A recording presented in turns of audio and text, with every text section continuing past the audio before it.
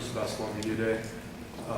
Get ready to, I'll have Coach Hughey come on in just a second. I want to give everybody just a brief overview of the women's basketball team this year. The season will start on Tuesday, November 6th at 9 p.m. Central Time. The road matchup against Cal.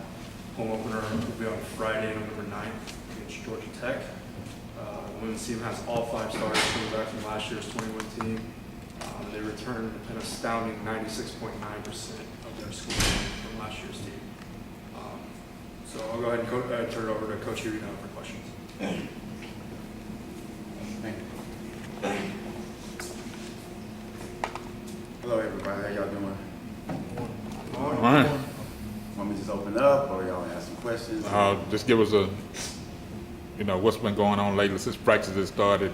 Y'all have had scrimmages, so is everybody? First of all, is everybody here? Oh yeah, everybody's healthy.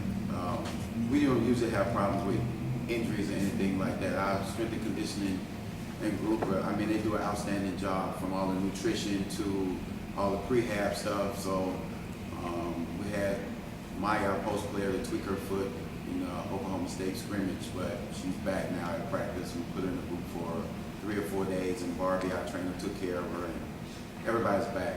We usually don't have any problems with that. I think we do a really, really good job, probably one of the best in the country, taking care of our athletes.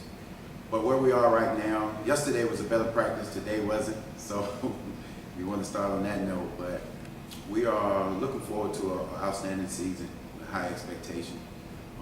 The staff and I have really sat down and kind of measured out some things that we could really be better at this year, be efficient. The thing we wanted to do is develop more of our depth, so we won't run into what we ran into last year, where we got to playing 7 and 8, and then it kind of wore down at the end of the season. So we did a really good job, I think, so far, especially coming through the summer and now, of developing some depth with those young ladies and getting them to understand how important 1 through 12 and 13 that we have is important. And it's team first. And I think we did a really good job of doing that. The other thing right now is trying to decide on starting lineups. We have probably 8, 9, 10 that can be started for us right now. That's another thing I think the staff and I have really done a really good job in developing. The thing that really has helped them is the system. The system hasn't changed. We just improved on it. We just enhanced on it. And we've already recruited to the system. We didn't have to go out and find kids to come in and fit our system. They were already in a system like ours coming out of high school or out of the junior college that they came out of. So it was a really good thing that they decided to come here where they can already fit into a system, and we can be able to put them in a situation to be successful here. Practice right now is a little up and down. At this time of the year, it's always crazy. Some days are better than others. But the thing we are getting consistent is competing. It's never a day where they don't want to compete with each other, and never a day where they just don't want to come in and play. They're relentless at everything we do. That involves time, scoring situation. When we have to do build-up stuff or things where we have to teach a little more, they get a little, unfocused at that time, and we have to reel them back in. But they really do a good job of staying engaged when it's time to play and with time situation to score and just being competitive.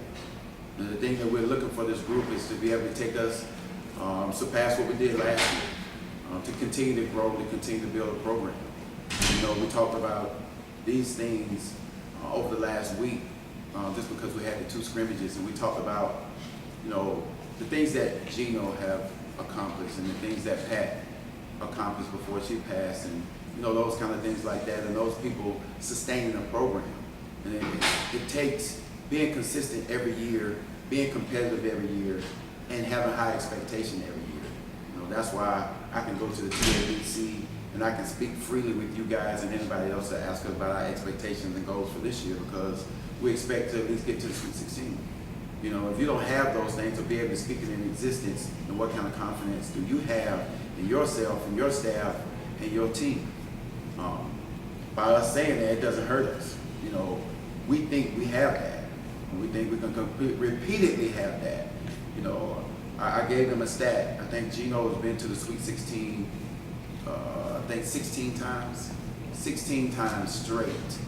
So when the schedule comes out every year, you can kind of go ahead and pencil them in when March comes, but they'll get to the Sweet 16.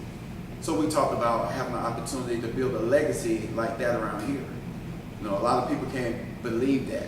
They probably can't even begin to dream that. But we don't need the people outside of our program and our university to believe in our dream and our goals and our aspirations, because again, they'll eventually get on board, but it starts with us. And that's where we are right now, just instilling confidence, building on every single day, and making sure we push them to be the best that they can be every single day.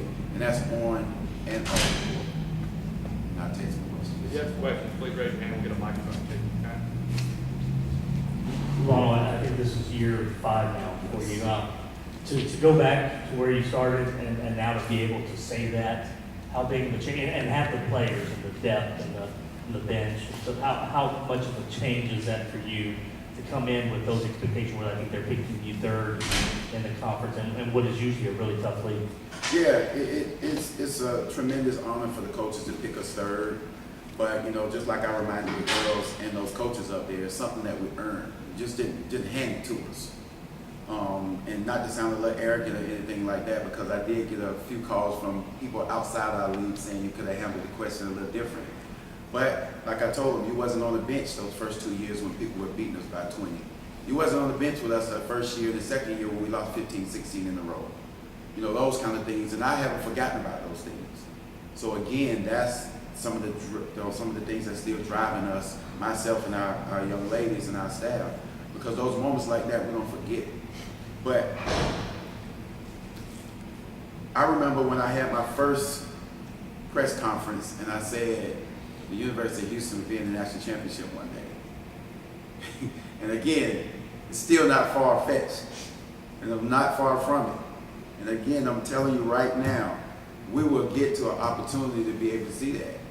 And I'll be sitting here because again, we work our tails off. We're being provided with everything that we need to get it done.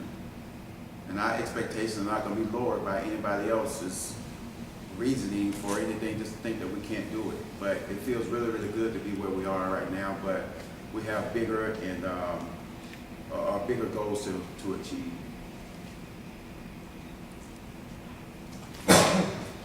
Coach, who are some of the newcomers you're looking forward to expecting things from this year?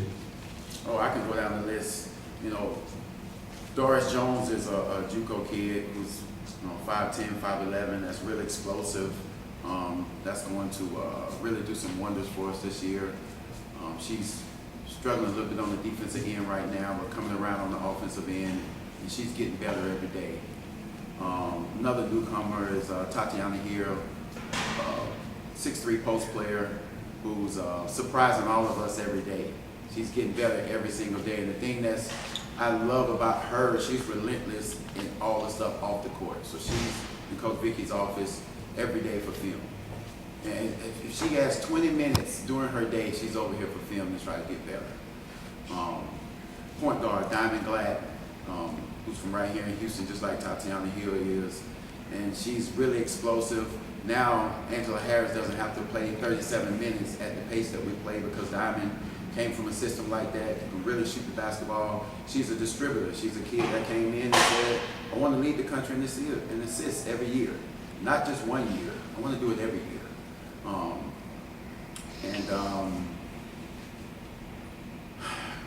We have another kid, but she's sitting out, and her name is Kiesha Peace, and she makes us better every day. Lefty, transferred from Michigan, 6'3", got the red shirt this year. But she's absolutely, catching on to everything we do, and she'll be a kid that next year you'll see and you'll be like, wow, let's really talk about her. But our newcomer kids are really stepping up and being able to provide some depth for us. We have a freshman, Jada, who's coming around that can really shoot the basketball from St. Louis, and I think we'll be able to use her as a zone buster and things like that. Sparingly early because she's still trying to get it, but after that I think she'll be able to join the mix with everybody else. Coach, you talk about your big aspirations this year moving forward. How much comfort do you have in having your core back and be able to instill what you've been doing the last few years? All right, it's the thing that you can rest your head on at night. you know, knowing that you have those 7 that played those significant minutes, and I can talk about Jazz and AD and Angela and, you know, and Sarithia, but, you know, it's the Octavia Barnes who came off the bench last year and started some games, and we call them all by their nicknames. Junior, we call her Juju. You know, those kids, you know, made the sacrifice last year coming off the bench and had the opportunity to start this year like any of the rest of them. But whatever roles that we decide to put them in, I know they'll buy into, and we'll have opportunity to be great because, again, like you said, those aspirations are not the ones that I picked out. Those are the ones that the team talked about, and we all decided at that time. Coach, your thoughts on Alyssa now that she's eligible to start playing, having been here for a year, getting to work with her? Obviously, everybody around these parts knows about her game, but what have you seen up close? I'm going to tell you this right here. She probably about 2 weeks ago sent a text to me at about 10:30 at night and said, I'm ready. We've been struggling with her to be consistent. We want to practice every day. You know, kids today, they do not want to practice. I mean, they do not want to practice. And so she's been struggling going up and down with practicing and being consistent. And she sent me a text and said, I'm ready. So I thought she was talking about something else. And I said, well, you know, practice tomorrow and all this other stuff. And she's like, no, I'm ready to be what you want me to be. And I said, I'll see. In the morning, we're going. And we hadn't had any problem ever since. She's been here every single day. Every single day. Because, again, she knows from her teammates what she brings to the table. And they've just told her, if you come and be consistent, we know where we can go. But she and Maya are battling down in the post every day. And she is one of our biggest difference makers on the team where we lacked the post physicality last year and depth. Now we have a little bit more depth, we have a little bit more physicality, and a little bit more versatility down there to be able to move forward. Anything else? Thank you, Coach. Thank you, guys.